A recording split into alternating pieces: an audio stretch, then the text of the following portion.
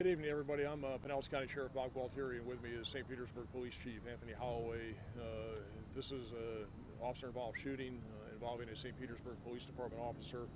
As I think you all know by now, we have a deadly force task force here in Pinellas County, and that's why the Sheriff's Office is conducting this investigation, because it involves the use of deadly force by a St. Petersburg officer.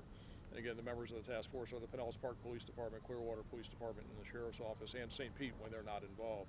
So I'm going to run through for you what happened here this evening, and what I'm going to tell you is very preliminary. It is all subject to change. We're going to provide as much information as we can with what we know at the moment, and it's based on preliminary statements and preliminary witness interviews. So again, we're putting it all out as we know it. It will change as the investigation unfolds. So tonight at about 8:50 p.m. the St. Petersburg Police Department received a call about a black male who was in the area of 22nd Avenue South and 34th Street. He was armed with a gun and he was walking in the area. The reports were that he was on 22nd Avenue South and 4th Street moving to the east. Other callers had also said that they saw the male matching the same description in the area of 18th Avenue South to the west of 34th Street, and some of those callers said that he actually discharged the firearm in the neighborhood. So multiple calls, male with a firearm. He had fired the gun, and the officers who were involved in this, one of the officers, Christian Collins, who is a new St. Petersburg police officer. He's a new recruit with prior experience from the Philadelphia Police Department. In fact, he's about 3 days into his field training here at the St. Petersburg Police Department. But again, he's an experienced officer, and his field training officer, Officer Fred Jackson, were south of the intersection here on 34th Street.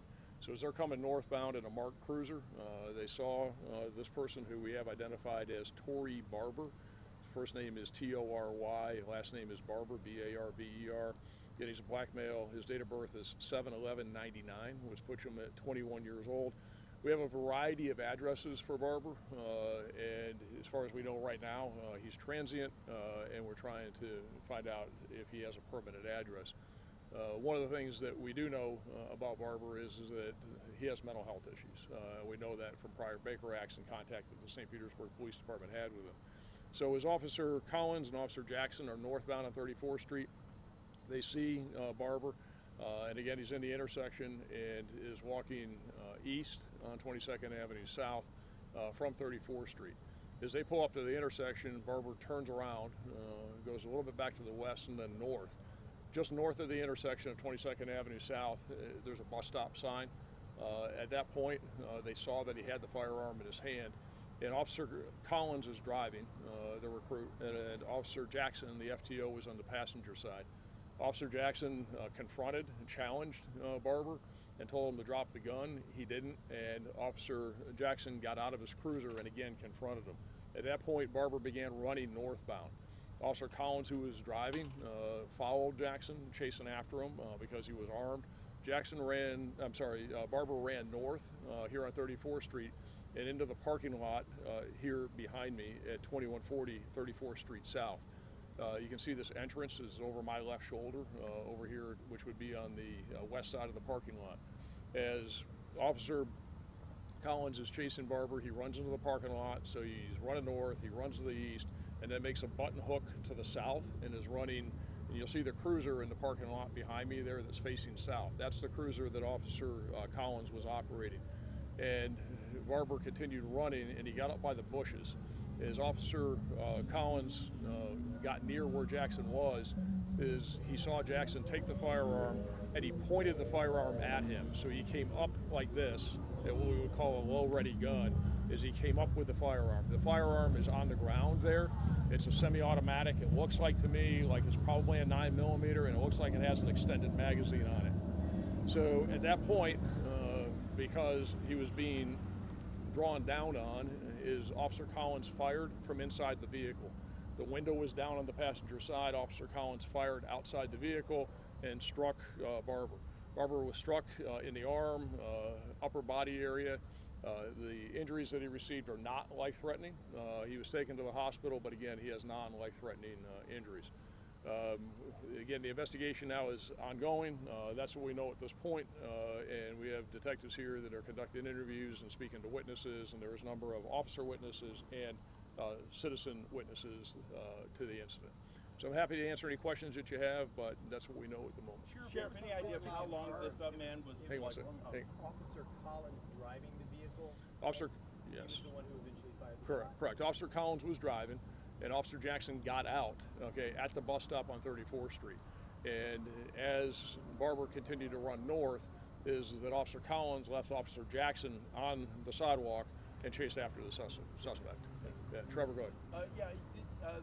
The suspect, how long had he been walking around? Any idea where he was coming from or where he was going? Sure, we're trying to flush all that out now, but from the calls that St. Petersburg Police Department received, is that from what I know right now, it sounds very much like he had been in the area for a while.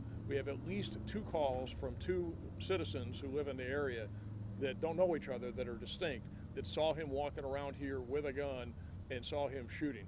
One of the citizens, and again we're flushing this out now, says that she has video of him with a gun shooting. But this is a neighborhood up off 18th Avenue South.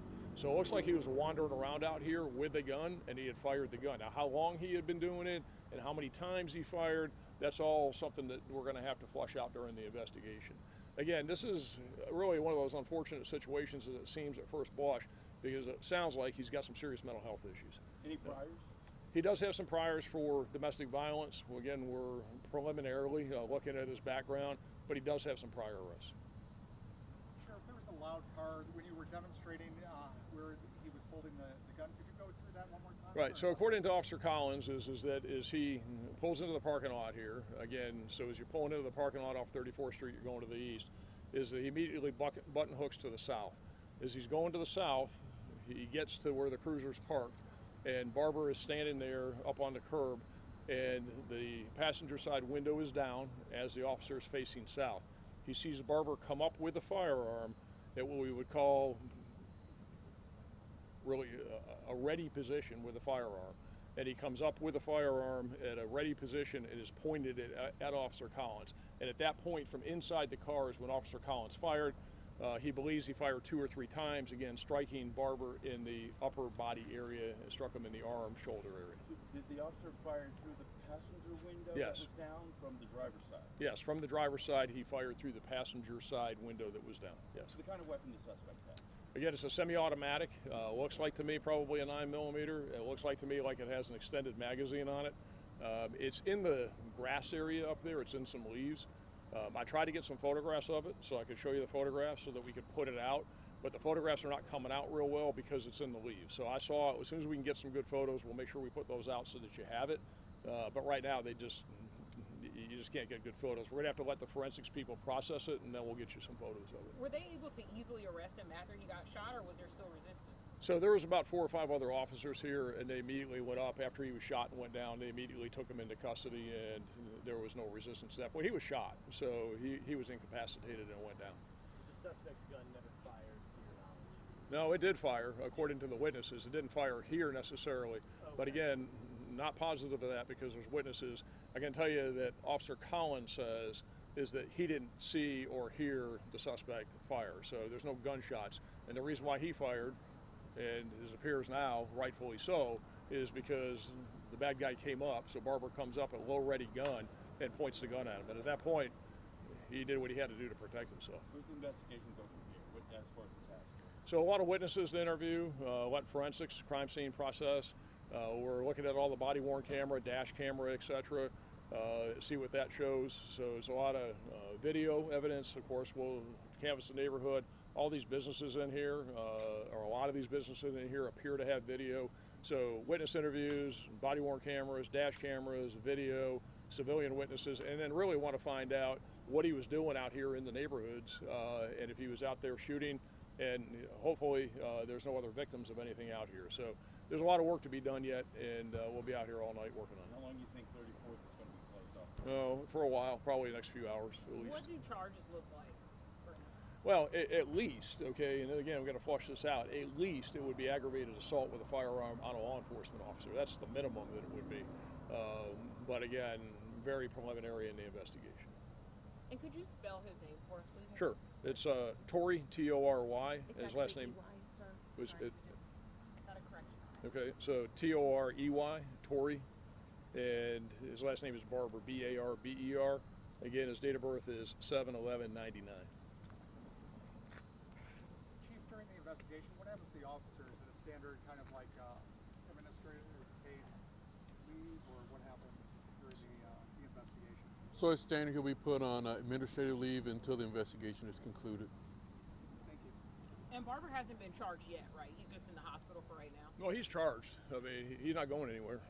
Okay, so I mean, consider him charged. I mean, at least with aggravated assault on a law enforcement officer.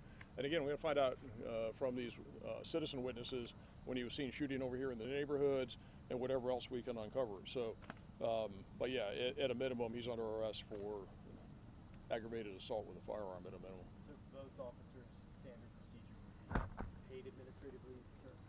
The only officer that will be put on paid administrative leave is the officer that fired the rounds. The other officers will go back to work tomorrow. Thanks, sir. And Collins is the officer who just started a few days ago? That is correct. Okay, gotcha. And what was his background again? You said he came from Philadelphia, and so is it just that these are his first couple days out on the road, or are these his first couple days with the department? He has prior experience from Philadelphia, and this is his first days out on the road here in St. Pete patrolling the streets. Third day. Third day. Thank you, Chief. Thank you, Chief. Okay, anybody else got anything else for me or Chief Holloway? All right, thanks everybody. Yep, Thank yep. you. All right.